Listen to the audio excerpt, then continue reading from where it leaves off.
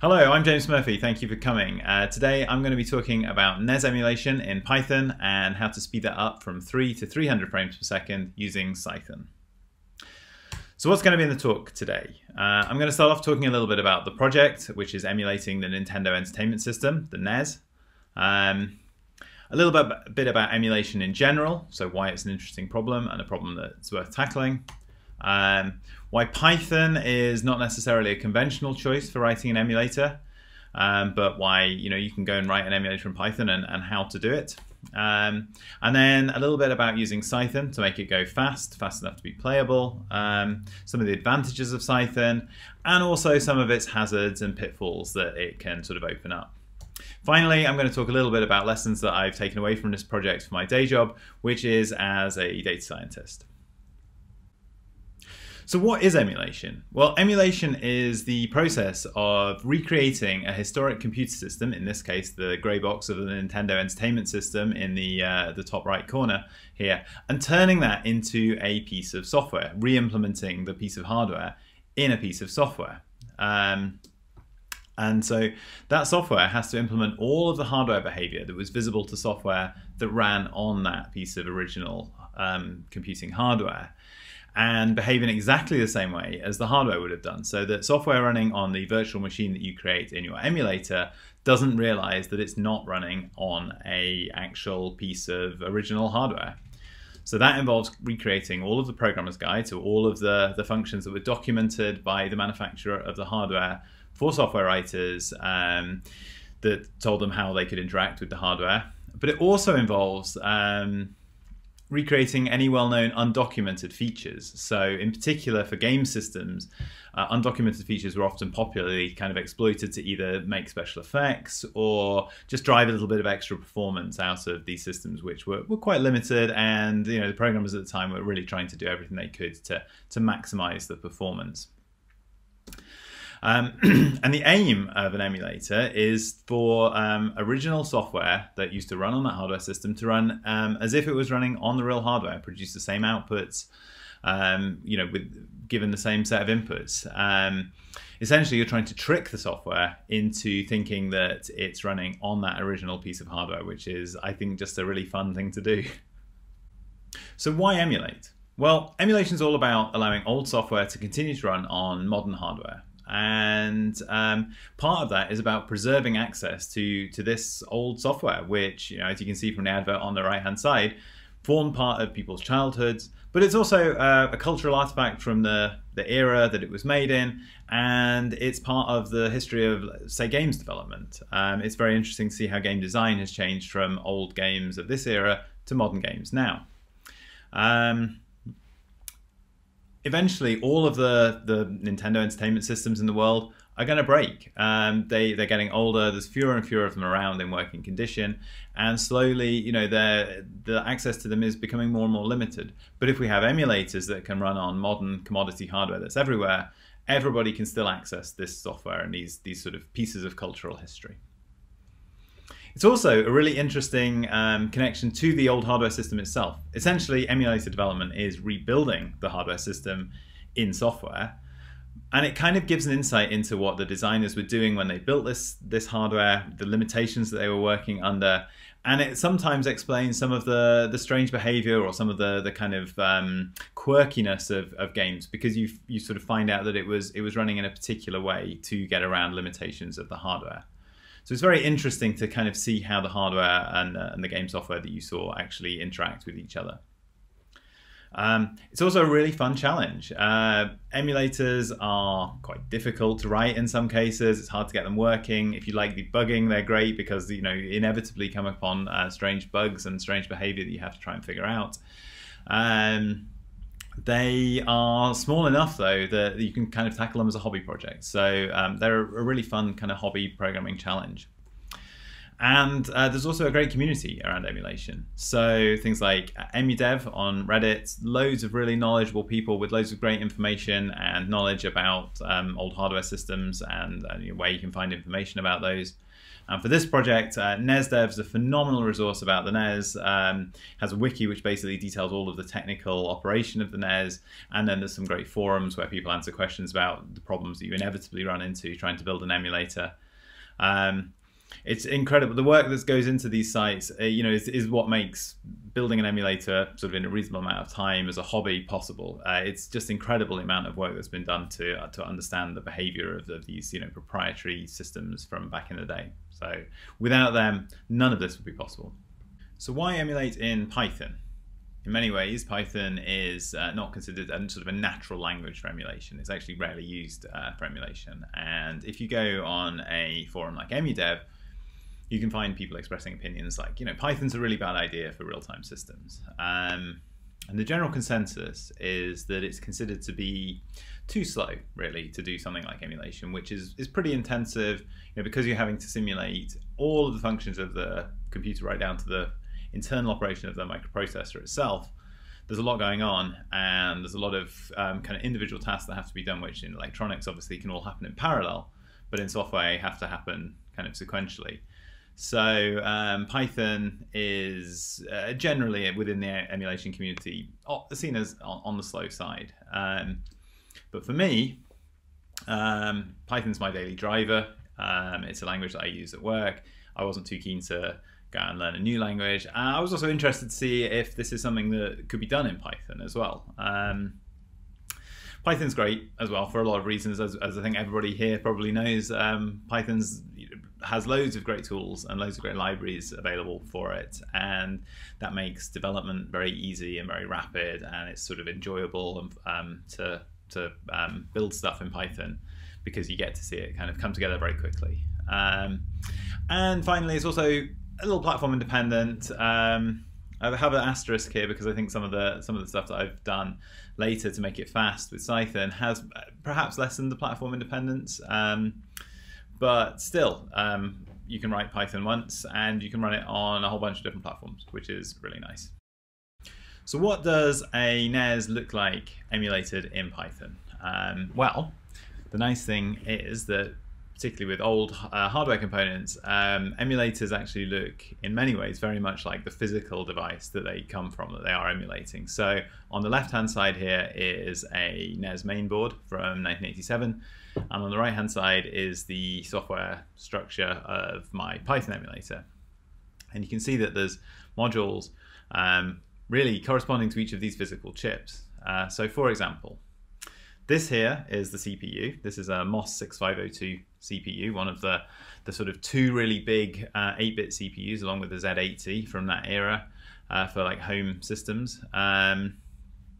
And emulating the CPU is really all about emulating all of the registers in the CPU and then a function for each of the instructions within it so that it manipulates the internal state of the processor in the correct way. The nice thing about a processor, and it's a great place to start with the emulator, is that you can test it against known outputs and you can monitor its internal state. It's very clear. The second sort of piece of the emulator is the RAM. So here are two pieces of RAM. The NES actually only has 2 kilobytes of onboard RAM, well, onboard video RAM and onboard main memory. And in the NES, obviously RAM itself is pretty simple. It's basically just an array. But because of the way the NES addresses pieces of hardware through memory mapped locations in the RAM, the memory controller actually becomes somewhat involved because it has to allocate any writes or reads to specific memory mapped ports to the correct pieces of hardware. So it has to sort of route to the correct pieces of hardware. The next sort of big piece of the system to emulate to get things up and running is this guy here. This is the PPU, the picture processing unit. And this is really the first piece of, I guess, custom Nintendo hardware on the board that you come across when you're emulating. So This is unlike the 6502, which was an off-the-shelf processor. This is much more of a custom chip, which takes the inputs and turns them into the actual video signal that you see.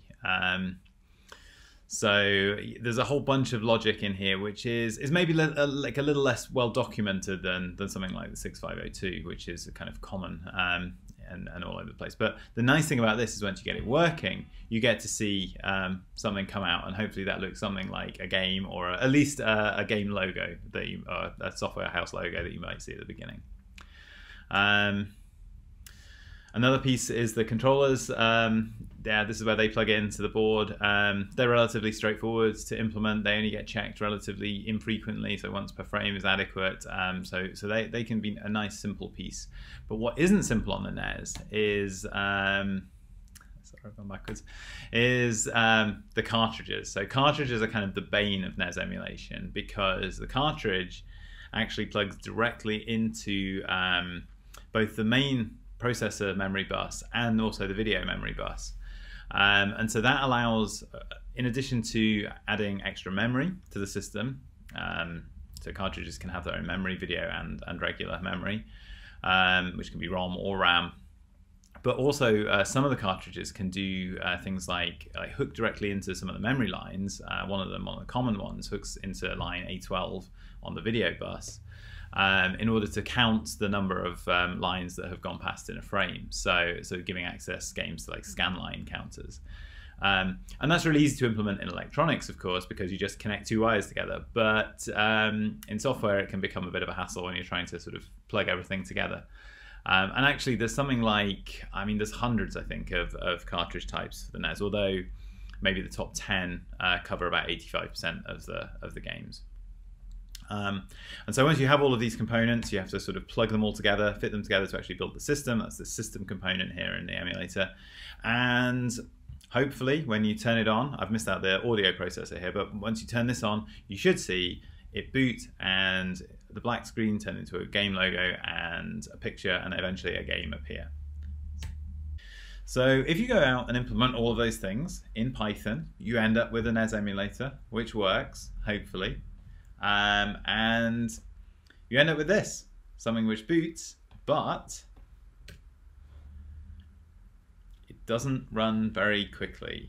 And so actually, the first time testing the system is kind of interesting. You sort of run it and it just is a black screen because it's crashed in some way. And so that happens over and over and over again when you're actually writing this thing, is you just sort of boot it, nothing happens, and it's probably because it's crashed somewhere because some piece of behavior isn't properly implemented. So that was what I was doing all the time when I was testing and sort of first trying to get the thing to boot. Didn't actually manage to get it to boot, I thought, for a really long time. Was getting kind of frustrated, and I think I was looking over the code again to try and figure out what was happening and why it wasn't working. And then suddenly, I'd obviously left it running, the window in the background just displayed the Donkey Kong logo. And I was like, huh, okay, it's actually running. It's just, it turned out I didn't have the frame rate counter at that point. It just turned out it was running incredibly slowly, about between 2 and 3 frames a second. So this like 10-second or 5-second sort of loading screen time actually took, you know, a minute or something like that to actually get through and to display the logo. So how then do you fix that? How do you sort of go about making it faster and particularly making it fast enough to actually run? So standard optimization gave pretty good results. You know, I kind of managed to get about 2 to 3 times speed up. The problem was it wasn't fast enough. It needed to be about 20 times faster than it started out. And the problem I was also finding was that the further optimization that I was doing was starting to distort the code structure. And I kind of felt like once you start to get to the point where, you know, you're sort of doing stuff which is like very non-Pythonic, or like trying to avoid making classes, or all kinds of stuff which, you know, you shouldn't really be doing. Just to make it go faster, you're kind of distorting the code structure so much that actually you're losing a lot of the benefits of a language like Python, which is quite a nice, friendly, readable language. So what do you do now? You have to go and re-implement everything in Go or C++ or Rust. I wasn't too keen to do that. I thought, maybe that was inevitable. I'd have to do that, but obviously it wasn't my preferred choice. I had this big code base in Python. It was actually finally working for the first time, which was great. So instead of rewriting everything in a different language, the solution that I thought I would try, at least before doing that, was to give Cython a go. So Cython is an amazing tool for Python, which can compile Python into C and therefore into native machine code for the platform that you're on. It implements a superset of Python so that you can take existing Python code bases and compile them directly, and that should, the authors say, give you about a 10 to 20% speed up without really doing anything at all to your code. So that's really nice. If you already have a big code base, you can get started very easily with Cython. But the real benefit of Cython and where it can offer really significant speed ups is if you do a little bit of type linting in your code in order to just tell the compiler, give it some hints as to what the variables, well, really just the types of the variables, particularly in terms of C, like native C types. And that lets the compiler turn parts of your code into incredibly quick C code. It's really remarkable, actually, the benefits that you can get from it. And the nice thing about just having to do this type linting is that it suits emulation really well, because actually in the case of emulators, you're emulating a hardware system which is based on physical devices that have very well-known types. For example, a register might be 8 bits, and so it's very clearly it can be mapped to an unsigned character or something like that. So the nice thing about applying Cython to an existing code base is that it fits really well with what I've called the optimization principle. Only optimize what needs to be optimized. It's easy to optimize correct code, but it's very hard to correct optimized code. So really, the less code that you can optimize, the better. Particularly in a big project where you're looking for reliability. And Cython lets you do that because you can keep all of your existing Python code and only really apply that optimization effort and that Cythonization to those parts of the code which are really hot. So a very simple example here is, let's say you have this emulator which is based on these contains these 4 functions, one of which is like loading a ROM. That happens only once per game. Check the controllers. That maybe only happens once a frame. So 60 hertz. Decoding a pixel, that happens every pixel. That's you're kind of getting up to 90 kilohertz here, so this is kind of getting hotter. And then you might have something in the CPU where you're decoding an instruction, and that's running in the kind of megahertz range. So that's a sort of really hot bit. And let's say your emulator here runs at 5 frames per second. So now you can apply Cythonization. You can go and Cythonize just the hottest bit of your code. So in this case, let's start off with the bit that's inside the processor itself, like the real heart of the CPU that's running every instruction. So go and Cythonize that. You only have to add a little bit of type linting and compile it. And then maybe that gives you a decent speed up, 45 frames per second. It's still not enough, but it's certainly a big improvement over what you did have. And this is kind of the experience that I actually had in real life doing this. So then you can sort of move to the next layer out and go and optimize, now let's say, the tile decoding. So now, if I go and Cythonize that maybe gets things up to 95 frames per second, and that's good enough. So all of the stuff with the controllers, loading the ROMs, that can just remain in the Python that you originally wrote. And so that's really nice, because it means that big parts of this code base that you've already run and checked and tested don't have to be changed at all. So version 2 of the emulator, here it is, after maybe really only a couple of weekends of Cythonizing this code. And this really did run over 100 times faster. You can see it here. I've taken off all of the synchronization to stop it limiting it to 60 frames per second. So it's running at sort of full tilt. And you can see that the frame counter at the top is kind of steadily somewhere between 300 and 400 frames a second.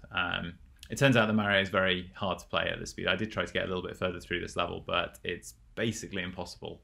It's already I already find it quite difficult, and at 5-6 times its regular speed, it's too much for my limited Mario skills. But it's certainly Cython kind of made a huge difference here. It made the emulator actually playable. And in fact, this piece here is this emulator here is running more code than the previous one because it's running the audio unit as well. So clearly, Cython has been incredibly useful in this project. It's allowed the emulator to run 100 times faster and made it playable, and it's done that while still allowing a lot of the code to be retained, and that's hugely sped up the development process here without having to do things like rewrite everything in C.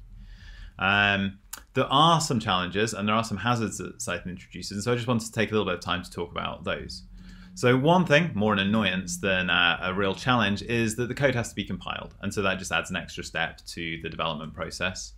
Something that's maybe a little more important is that it can sometimes make the distribution a little bit more difficult. You end up with platform-specific wheels that can go with the distribution, or relying on Cython compilation on install, and that can be a problem in platforms where a C compiler isn't installed by default, like Windows.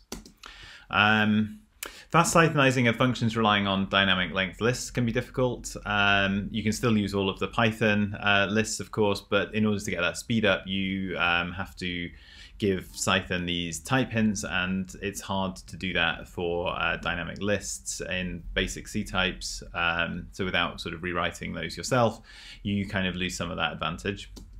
And again, also in Cython objects, multiple inheritance isn't supported. So Python objects are fine. You can use all of your Python objects as they are, but if you want to move them across into Cython, you lose some of that flexibility that you might have relied on.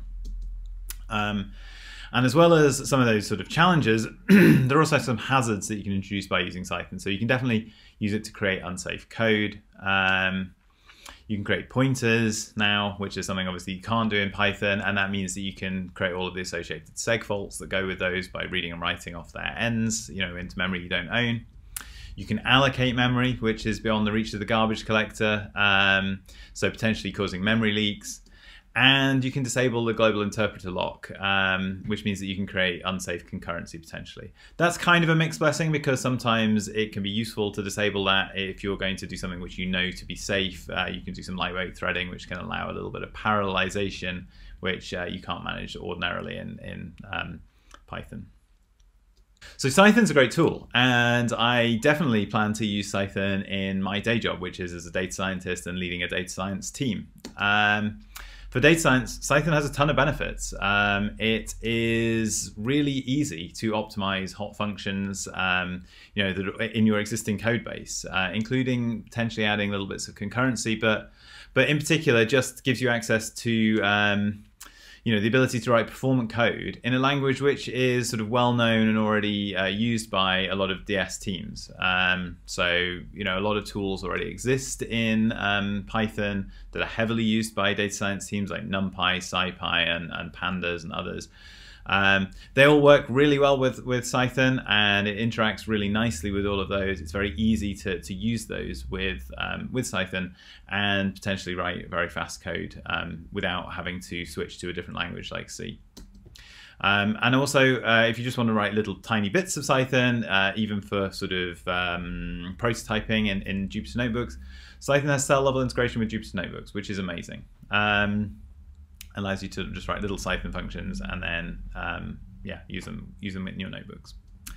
I'd say on the flip side of it, the possibility of introducing dangerous code, particularly for production code, is a risk. It's something that I'd be sort of wary of before encouraging people to go and write loads of Cython production code, because it does take away some of those really important guardrails that Python provides. So there's definitely a hazard to be aware of, and I think it's something that where, perhaps if you're not so aware or cognizant of the risks that you introduce by using some of these kind of riskier practices within Cython, it can potentially lead to really hard to find bugs in large production systems. So that's a potential downside. So that's it. Thank you very much for listening. Here's a link to the repo for this emulator. It's all the code's available, both the Python and the Cython code. Pip install it with pip install Pintendo, and it also runs headlessly without Pygame. So if you want to use it for reinforcement learning projects or something like that, it's available, and I would love to see people using it. Thank you very much for coming, and I'd love to answer any questions that you have.